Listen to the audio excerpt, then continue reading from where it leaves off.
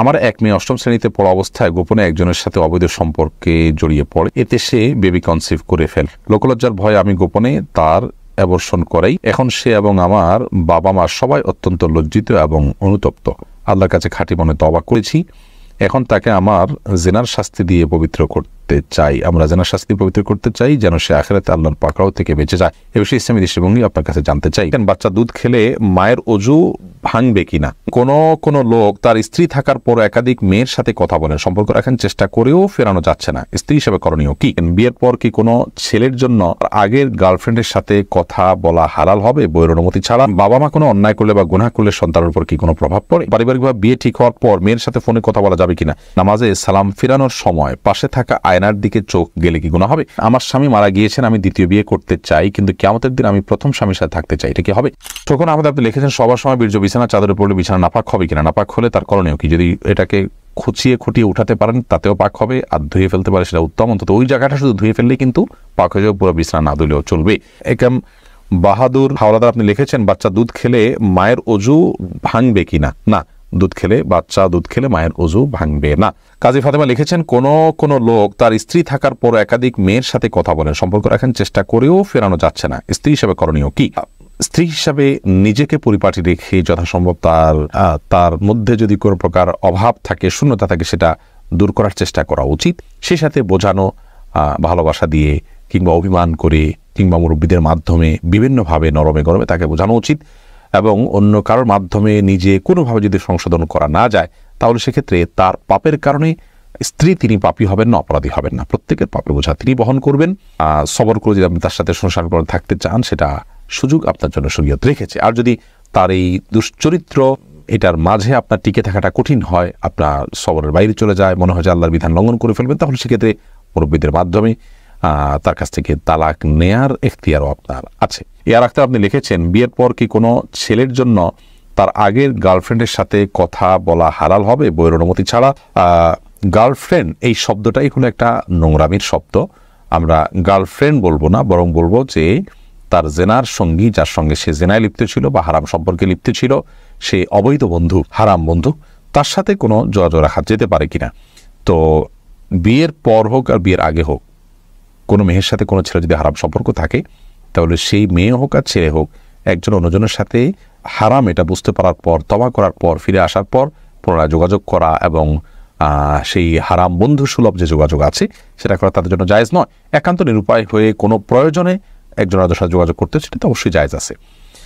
অতএব বিয়ের পরে যদি চেষ্টা করেন, তাহলে তার অনেক বড় ধরনের খেয়ানত হলো, অনেক বড় ধরনের এটা আমানত নষ্ট করা হলো, তার স্ত্রীর সাথে প্রতারণা করা হলো, এটা জায়েজ নয়। যার কারণে আগের অবৈধ সম্পর্ককে পুনর্জীবিত করা কিংবা এক অন্যের সাথে আবার যোগাযোগ রক্ষা করা, এটা গুনাহের কথা। আব্দুল মামুন আপনি লিখেছেন বাবা মা কোনো অন্যায় করলে বা গুনাহ করলে সন্তানের উপর কি কোনো প্রভাব পড়ে? ভাই আব্দুল মামুন, সন্তানের উপরে প্রভাব পড়ে এ অর্থে যে বাবা মা যদি কোনো পাপে লিপ্ত হন, তারা যদি কোনো পাপ চর্চা করেন, কোনো অপরাধ চর্চা করেন, তারা সন্তানরা সেগুলো দেখতে দেখতে, ছোটবেলা থেকে শিশুকাল থেকে তারা সেগুলো দেখতে দেখতে অভ্যস্ত হয়ে বড় হওয়ার আশঙ্কা থাকে। এই দিক থেকে তাদের উপরে প্রভাব পড়ায় বলা যেতে পারে। অর্থাৎ অসৎসঙ্গ অবলম্বন করতে করতে করতে করতে তাদের মধ্যেও সেই নেচারটা চলে আসার ভয়, সেই অভ্যাসটা চলে আসার ভয়, পাপের পথে পরিচালিত হওয়ার ভয় থাকে সমূহভাবে। কারণ মানুষ যা শুনে শিখে তার চাইতে দেখে শিখে অনেক বেশি।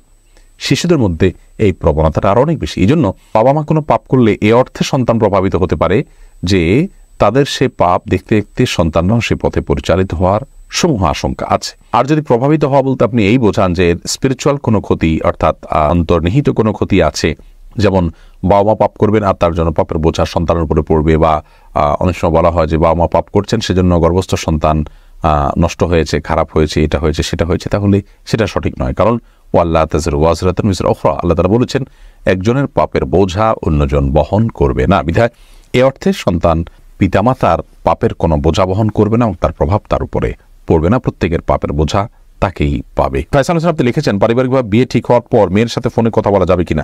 বিয়ে ঠিক হওয়ার পরে ফোনে একান্ত প্রয়োজনীয় তথ্য কোনো কিছু জানা দরকার থাকলে জানতে পারবেন। এমনি আলাপ সালাপ বলতে যেটা বোঝানো হয় আরও স্বামী স্ত্রী সুলভ আলাপ সালাপ, সেগুলো কোনো অবস্থাতে জায়েজ নয় যতর মতো বিয়ের আগদ সম্পন্ন না হবে। মেঘনা এআইডি থেকে আপনি লিখেছেন বিয়ের গিফট হিসেবে পরিবারের পক্ষ থেকে দেওয়া আংটি কি দেবর তার ভাবিকে পরিয়ে দিতে পারবে? না, দেবর তার ভাবিকে কোনো অবস্থাতেই পরিয়ে দিবেন না। এটি একটা নষ্ট কালচার। আমাদের সমাজে দেবর ভাবির সম্পর্কটাকে মনে করা হয় যে একে অন্যের সাথে খুনসুটি করবে, একে অন্যকে আপনার এই যে আংটি পরিয়ে দেয়া ইত্যাদি এগুলো করবে, এগুলো জায়েজ নয়। ইসলামের দৃষ্টিকোণ থেকে এগুলো হারাম, এবং এই কাজগুলোর মাধ্যমে হাজারো অনাচারের দুয়ার উন্মোচিত হয়, খোলে। আমরা সর্বনাশ হওয়ার পরের পরে আফসোস করে আক্ষেপ করি। যেমন একটু আগে একটা প্রশ্ন আমরা শুনলাম, যে প্রশ্ন শুনে আমরা বুঝতে পেরেছি যে কি পরিমাণ আমরা অসতর্ক, এবং অসতর্কতার কারণে কি পরিমাণ ক্ষতিগ্রস্ত হই আমরা, তার কিছু নমুনা এই সমস্ত ঘটনাবলী থেকে বোঝা যায়। নবী করিম সাল্লাল্লাহু আলাইহি ওয়াসাল্লাম দেবর সম্পর্কে বলেছেন, আল হাম ওয়াল মউত, দেবর সে তো মৃত্যু, আর পুরুষদের জন্য শ্যালিকা সে হলো মৃত্যু। তার থেকে, মৃত্যু থেকে মানুষ যেরকম পলায়ন করে সেরকম দূরত্ব বজায় রেখে সাবধান এবং সতর্ক থাকা উচিত। কারণ হলো এখানে ফিতনার আশঙ্কা থাকে অনেক বেশি। অতএব কোনোভাবেই তার দেবরকে আংটি পরে দেওয়া জায়েজ নয়। তাদের জন্য পর্দা বিধান ফরজ বিধায় এটা যদি একান্ত আংটি পরাতে হয় তাহলে সেক্ষেত্রে পুরুষকে পরাবে, নারীকে পরাবে, এবং মাহরাম কেউ পরাবেন, ভাবি দেবরকে নয়, দেবর ভাবিকে নয়। সাদি আপনি লিখেছেন, নামাজে সালাম ফেরানোর সময় পাশে থাকা আয়নার দিকে চোখ গেলে কি গুনাহ হবে? অনিচ্ছাকৃত চোখ চলে গেছে, তাহলে সাথে সাথে আপনি নিজেকে ফেরত নিয়ে আসতেন, তাতে গুনাহ হবে না। কিন্তু ইচ্ছাকৃতভাবে আয়না দেখা, কোনো কিছু দেখা, এটা জায়েজ নয়। কারণ আপনার দৃষ্টি তো আপনার সালাতের যে এরিয়া নিচের দিকে নিবদ্ধ থাকার কথা, আপনার সেখানে ডানে বামে উপরে নিচে যাওয়ার কথা না। যদি যায় তাহলে সেক্ষেত্রে এটা সালাতের জন্য একটা ত্রুটি, এবং সালাত যথাভাবে আপনি আদায় করলেন না। অনিচ্ছাকৃতভাবে একবার হঠাৎ করে চলে গেছে, সাথে সাথে আপনি ফেরত নিয়ে আসছেন, তাতে ইনশাআল্লাহ গুনাহ হবে না।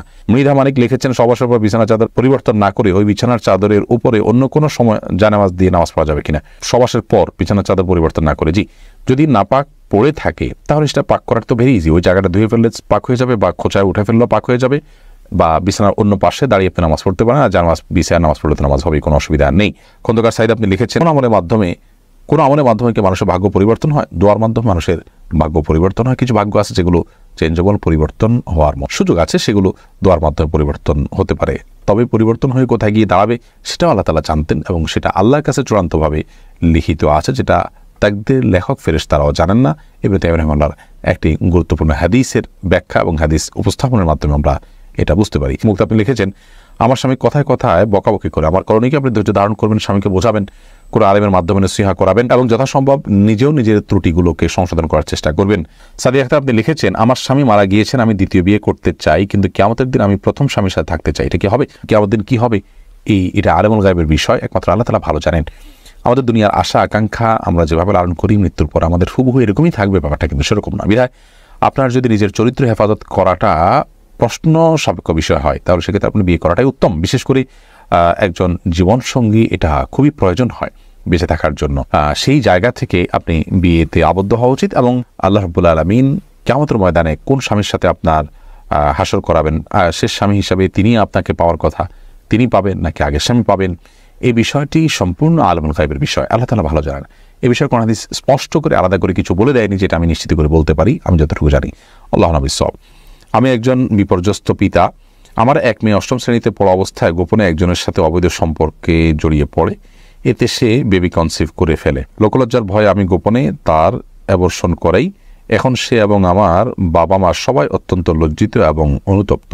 আল্লাহর কাছে খাঁটি মনে তওবা করেছি। এখন তাকে আমার জিনার শাস্তি দিয়ে পবিত্র করতে চাই। আমরা জিনার শাস্তি পবিত্র করতে চাই যেন সে আখিরাতে আল্লাহর পাকড়াও থেকে বেঁচে যায়। এ বিষয়ে ইসলামী দৃষ্টিভঙ্গি আপনার কাছে জানতে চাই। প্রথম কথা হলো ভাই, জিনার শাস্তিটা ব্যক্তি পর্যায়ে আমরা কার্যকর করব না, বরং এরকম পরিস্থিতিতে সে এবং পুরো পরিবার আল্লাহ তাআলার কাছে লজ্জিত হয়ে এবং হারামের পথ থেকে সরে এসে আর যেন কখনো এই ভুলটা না হয় সেজন্য আল্লাহর কাছে দৃঢ় প্রতিজ্ঞা করা উচিত এবং দৃঢ় প্রত্যয় ব্যক্ত করা উচিত। তওবা নাসুহা যেটাকে বলা হয়, খাঁটি তওবা, সেটা আমাদের করা উচিত, এবং আল্লাহ তাআলা ক্ষমাশীল, আল্লাহ তাআলা ক্ষমা করবেন। এবং এই যে আপনার পরিস্থিতি তৈরি হলো, এটি কী কারণে তৈরি হলো, কোন জায়গায় তৈরি হলো, তাকে কী ধরনের প্রতিষ্ঠানে দেওয়া হলো, কিভাবে সে অন্য ছেলেদের সাথে যোগাযোগ করে বিপথে চলে গেছে, সেই যে লাইফস্টাইল সেটার ব্যাপারে আমাদের সংশোধনী আনতে হবে, এবং ভবিষ্যতে যেন এরকম ভুল না হয় সেজন্য তাকে উপযুক্ত শিক্ষা প্রতিষ্ঠানে দিতে হবে, এবং গভীর মনিটরিংয়ে রাখতে হবে, এবং সুন্দর পরিবেশ তাকে দিতে হবে। হারামের পরিবেশ থেকে তাকে বাঁচানোর জন্য আপনার চেষ্টা করতে হবে। একজন সন্তানের জীবনে সচ্চরিত্র এবং চরিত্রবান হওয়া এটা এত গুরুত্বপূর্ণ যে তার জীবনে তথাকথিত আজকালকার প্রচলিত শিক্ষার চাইতে 1000 গুণ বেশি গুরুত্বপূর্ণ। একজন অভিভাবক যখন এটাকে অনুভব করতে পারবেন, বুঝতে পারবেন, তখন ইনশাআল্লাহ বিদ্যালয় ধরনের সমস্যা এমনিতে দূর হবে। বাকি কথা হলো যে জিনার শাস্তি আমি নিজে